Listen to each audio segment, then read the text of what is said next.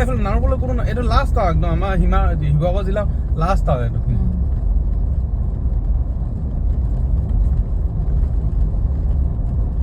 নলনি পথাৰ বুলি কয়। গোটেই বানপানী হয় আগতে। এই যোৱা বছৰ তাৰ আগবছৰ হৈছিলে আকৌ মানে এতিয়া যিটো এইবাৰ বাৰিষা হ'ল যে তাক এইবোৰ চব ডুবি গৈছিলে। নৈখনে কিন্তু কিনাৰতে আছে, গোটেই পানী সোমাই গৈছে। এই মানুহ ঘৰ একদম মানে এই মানুহ ঘৰ ইমান হেৰি ওখ, সিহঁতৰ ঘৰ একদম মানে উঠো হৈ গৈছিলে। বানটো ডুবি গ'ল সিহঁতৰ।